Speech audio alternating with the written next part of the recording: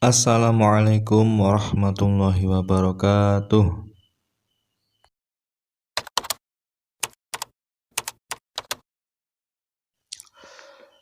Bismillah, alhamdulillah, Allahumma sholli ala Sayyidina Muhammad wa ala ali Sayyidina Muhammad. Rabbi shrah li sadri wa yassir li amri wahlul 'uqdatam min lisani yafqahu qawli, amma ba'du. Selamat pagi anak-anakku semuanya. Apa kabarnya? Semoga kalian sehat selalu. Sebelum kita memulai pembelajaran pada hari ini, marilah bersama-sama kita berdoa agar kita senantiasa dimudahkan, dilancarkan dalam menuntut ilmu. Berdoa mulai.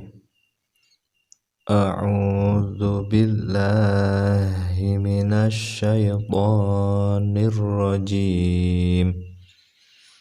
Bismillahirrahmanirrahim. Raditu billahi rabba wa bil islami dina wa bi Muhammadin nabiyyan wa rasula. Rabbi zidni ilma warzuqni fahma. Amin.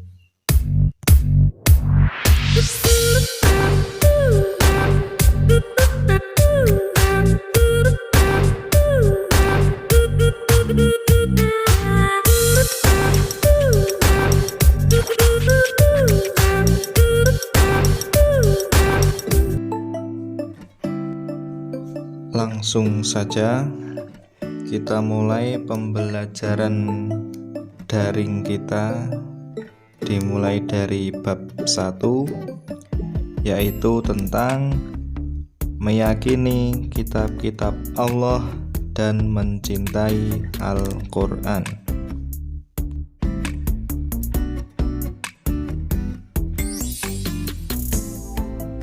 Pada video kali ini kita akan belajar yang pertama, pengertian iman kepada kitab-kitab Allah, dan yang kedua, nama-nama kitab Allah dan Rasul penerimanya.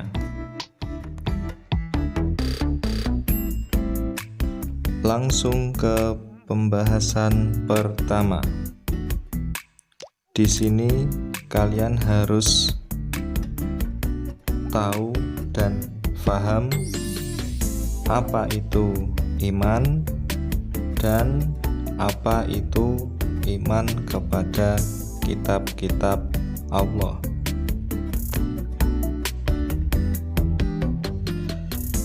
Iman secara bahasa berarti percaya.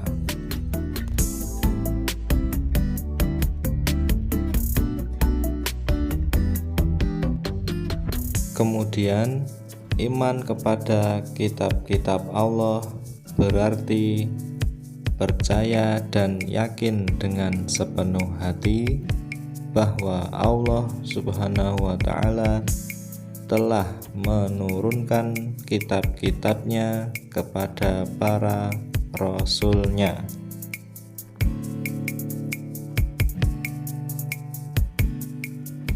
Lanjut ke pembahasan yang kedua, yaitu nama-nama kitab Allah dan Rasul penerimanya. Ada 4 kitab yang diturunkan oleh Allah Subhanahu wa ta'ala ke dunia ini. Allah Subhanahu wa ta'ala juga memberikan nama-nama untuk kitab-kitabnya tersebut.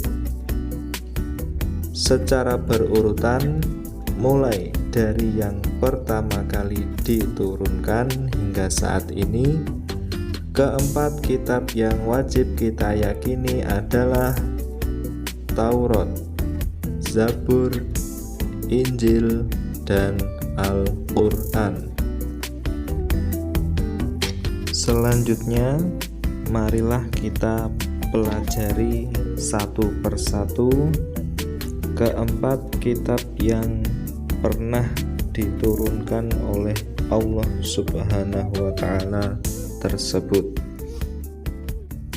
Yang pertama adalah kitab Taurat. Kitab Taurat diturunkan pada abad ke-12 sebelum Masehi. Kitab Taurat diwahyukan kepada Nabi Musa alaihissalam. Kitab Taurat yang diturunkan Allah Subhanahu wa Ta'ala kepada Nabi Musa alaihissalam yaitu untuk bangsa Bani Israel atau kaum Yahudi. Bahasa yang digunakan dalam kitab Taurat adalah bahasa Ibrani. Nama Taurat memiliki arti hukum atau syariat. Pokok-pokok ajaran yang ada dalam kitab Taurat adalah sebagai berikut. 1. Perintah untuk mengesahkan Allah Subhanahu wa Ta'ala. 2. Larangan menyembah patung atau berhala.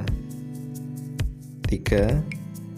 Larangan menyebut nama Allah Subhanahu wa Ta'ala dengan sia-sia. Yang keempat, perintah mensucikan hari Sabtu.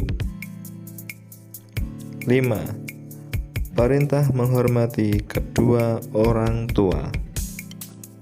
Yang keenam, larangan membunuh sesama manusia. 7. Larangan berbuat zina. 8. Larangan mencuri. 9. Larangan menjadi saksi palsu. Yang ke-10, larangan mengambil hak orang lain.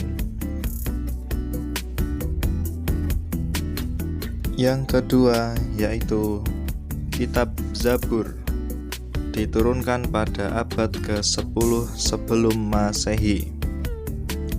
Diturunkan kepada Nabi Daud alaihissalam untuk Bani Israel atau kaum Yahudi.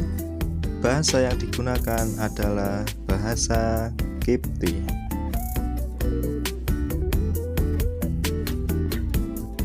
Yang ketiga, kitab Injil, diturunkan pada abad ke-1 Masehi.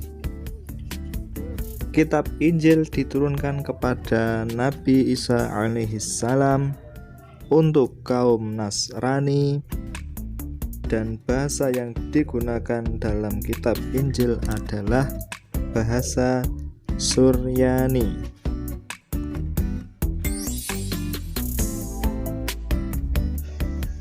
Pokok-pokok ajaran yang ada di dalam kitab Injil. Yang pertama, perintah untuk kembali mengesahkan Allah Subhanahu wa Ta'ala. Yang kedua, membenarkan keberadaan kitab Taurat.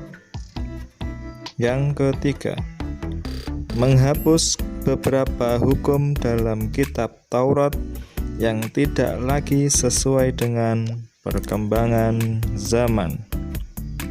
Yang keempat, menjelaskan bahwa kelak akan datang kembali Rasul setelah Nabi Isa alaihissalam, yaitu Nabi Muhammad sallallahu alaihi wasallam.